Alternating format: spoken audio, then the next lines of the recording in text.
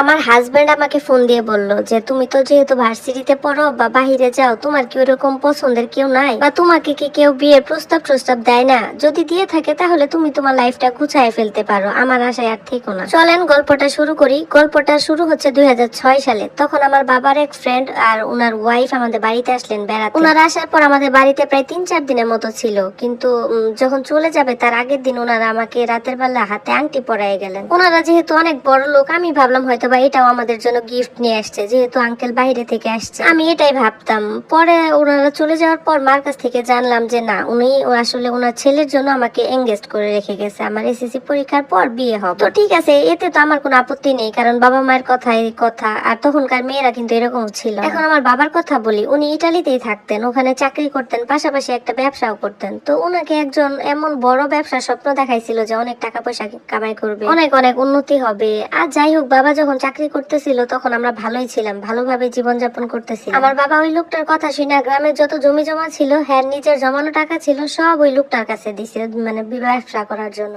কিন্তু লোকটা তো সব টাকা পয়সা নিয়ে ভাইয়া গেছে। বাবা ওই ব্যবসাটার কারণে চাকরিটাও ছেড়ে দিছিল। ইটালিতে তার ওই রকম সিটিজেনশিপও ছিল না, 3-4 বছরের মতো ছিল ওইখানে। এরপর সে অনেক বড় একটা স্বপ্ন দেখে আর সবকিছু হারাইয়া নিঃস্ব হইয়া দেশে চলে আসছে। এখন বিদেশ থেকে দেশে আসছে, কি করবে, কি করে খাবে? তখন কি করলো যে মা নানু বাড়ি থেকে কিছু টাকা নিয়ে আসলো, নিয়ে এসে দোকান দিয়ে দিছে। বাবা এখন ওই দোকানটা করেই খায়। এই হচ্ছে আমাদের পারিবারিক অবস্থা। মোটামুটি খেয়ে পরে কোন রকম দিনকাল পার হচ্ছে। আর আমাকে যে বিয়ের জন্য আসছে যে আঙ্কেল আন্টি, ওনারা ইটালিতেই থাকে। ওনাদের সাথে বাবার ওই আগে থেকে একটু পরিচয় ছিল, আর ওনাদের গ্রামের বাড়ি আমাদের এলাকাতেই, আন্টির বাবার বাড়িও আমাদের এলাকাতেই। এই জন্য ওনারা আসছে, বাবার সাথে একটা ভালো সম্পর্ক ছিল, এই জন্য আমাদের বাসায় আসছে। এসে আমাকে দেখে ওনাদের পছন্দ হয়ে গেছে। এর আগে থেকে ওইরকম কোনো পরিকল্পনা ছিল না যে ওনারা বিয়ের জন্য আসছে বা অন্য কিছু। তো যাই হোক, এভাবে চলে গেল। ওনারা আসছিল নভেম্বর মাসে। যখন আসছিল নভেম্বরে, তখন আমি ক্লাস 8-এ পড়ি। এরপর আমি যখন 9 থেকে 10-এ উঠবো, ওই সময় আন্টি আঙ্কেল আবার আসলো। আসার পর ওনারা আমাকে একটা মোবাইল দিয়ে গেল, ওই সময় নোকিয়া 1200 মোবাইল, যেটা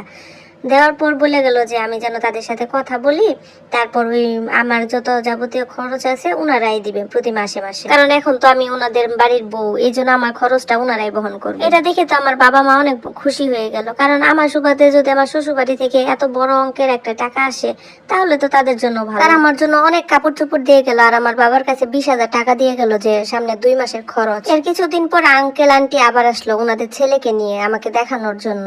তো উনি এসে আমাকে দেখছে কিনা সেটা আমি বলতে পারি না, কিন্তু উনি তখনই ওখান থেকে চলে গেছে। এরপর আঙ্কেল আন্টি আমাদের বাসায় থেকে গেল, আর উনি আমাকে মানে আমার সাথে কোনো কথা না বলে না খেয়ে চলে গেল। যাওয়ার পর আন্টি বললো ওনার নাকি তারা আছে, এই জন্য চলে গেছে। আচ্ছা ঠিক আছে, এটা নিয়ে আমাদের ওইরকম কোনো মাথা ব্যথাও নাই, আর ওনার সাথে যে আমার কখনো ফোনে কথাও হয় নাই, এটা নিয়েও কোনো ওইরকম কিছু বলি। উনি ওনার মতো থাকে, আর ওনার বাবা মা আসে আমাকে দেখে যায়, আবার নিয়ে যায়।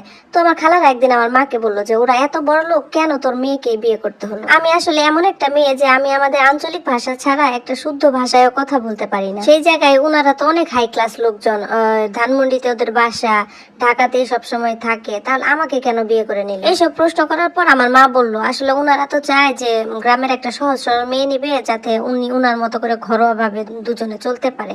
এদিকে আমি আবার দেখতে বেশ সুন্দর, ঢাকা শহরের মেয়েরা তো এরকম সংসারী হয় না, এই জন্যই আর কি। এরপর আমার হাজবেন্ডেরা 3 ভাই বোন, তারপর আমার শ্বশুর শাশুড়ি, তারপর আমার শাশুড়ি, বাবার বাড়ির লোকজন সবাই নিয়ে একসাথে আমার বিয়েটা সম্পন্ন হলো। বিয়ে সম্পন্ন হওয়ার একদিন আমি আমার বাবার বাড়িতে থাকলাম, এরপর ওনারা আমাকে নিয়ে ঢাকায় গেল। তো ঢাকায় যাওয়ার পর ওনাদের বাড়ি দেখে তো আমি একদম অবাক হয়ে গেছি, যে আসলে জীবনে তো এত বড় বাড়ি দেখিই নাই, আর আমি তো গ্রামের বাহিরে কোনোদিন যাই নাই। এরপর যখন আমাকে আমার বেডরুমে নিয়ে গিয়ে বললো যে এটা আমার রুম, তখন এগুলো দেখে তো সবকিছু স্বপ্নের মতো লাগতেছে আমার কাছে, যে ছোটবেলায় দেখতাম টিভিতে সিনেমায় কত বড় লোকদের বাড়িঘর কেমন থাকে, ওইরকম সুন্দর সুন্দর ফার্নিচার দেয়া। তো যাই হোক, এসব দেখে তো আমি মনে মনে খুব খুশি যে আল্লাহ, এত বড় লোক বাড়িতে আমার বিয়ে হয়েছে। তো সারাদিন জার্নি করে আসার কারণে রাতে আমার অনেক টায়ার্ড লাগতেছিল, দিন ঘুমায় গেছি। আমার স্বামীর সাথে আর দেখা সাক্ষাৎ বা কথাবার্তা কিছুই হয় নাই। তো ঘুম থেকে উঠে সকালবেলা দেখি আমার স্বামী বাইরে একটা রুমে বসে সিগারেট খাইতেছে। তো আমি তো ছোট মানুষ, ওনার সাথে কখনো কথাই হয় নাই, এই জন্য ভয়ে আমি আমার রুমে চলে আসলাম, এসে আবার শুয়ে রইলাম। ওটাই আমাদের লাস্ট দেখা। এরপর উনি 13-14 দিনের মতো ছিল, ওনার সাথে সাথে আমার দেখা কথাবার্তা কোনো কিছুই হয় নাই। এরপর একদিন দেখলাম আমার শাশুড়ির রুমে খুব চিৎকার চেঁচামেচি হচ্ছে, যে অনেক ঝামেলা করতেছে, সবাই কথা বলতেছে। তো সেখানে তার ছেলে বলতেছে যে তাকে জোর করে বিয়ে করা হয়েছে, এমন এমন মেয়ে দিয়ে, সে তো তারা বিয়ে করাইছে, তারাই তাদের বউদের নিয়ে থাক, সে তার বউয়ের সাথে থাকবে না। তো আমি একটু একটু আমার রুম থেকে শুনলাম। এরপর আমি অনেক সাহস নিয়ে শাশুড়িকে বললাম, মা আপনার ছেলে কি আমাকে পছন্দ হয় নাই?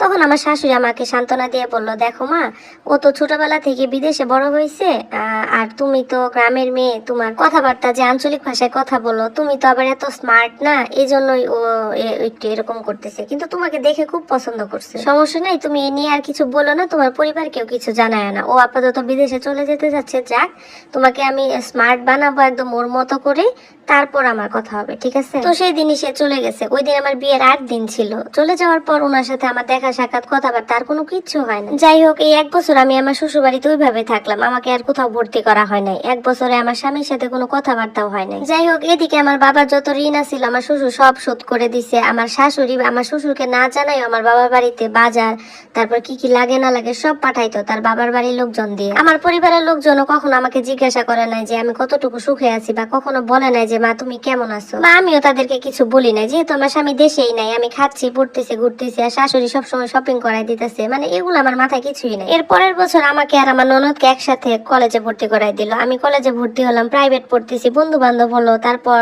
ঘোরাফেরা, শাশুড়ি এদিকে সুন্দর করে কথা বলাও শিখাই দিল। মানে আমি একটা স্বপ্নের মতো জীবনযাপন করতেছি। কিসের জামাই কিসের কি, এগুলো তো আমার মাথায় নাই। যাই হোক, এরপর কলেজে ভর্তি হওয়ার 8-9 মাস পর আমার জামাই আবার দেশে আসলো। এরপর আমার শাশুড়ি আমাকে অনেক কিছু বুঝাই দিল, যাতে আমি তার সাথে ভালোভাবে কথা বলি, ভালোভাবে ব্যবহার করি, সেদে সেদে কথা বলি, যাতে মানে ওর মনের ভিতর আমার জন্য একটু জায়গা তৈরি হয়। এর মধ্যে আমি তো ভয়ে আমার স্বামীর রুমেও যাই না, গেলেই সে রাগারাগি করে, জিনিসপত্র ছুড়াছুড়ি করে, এই ভয়ে আমি আর যাই না।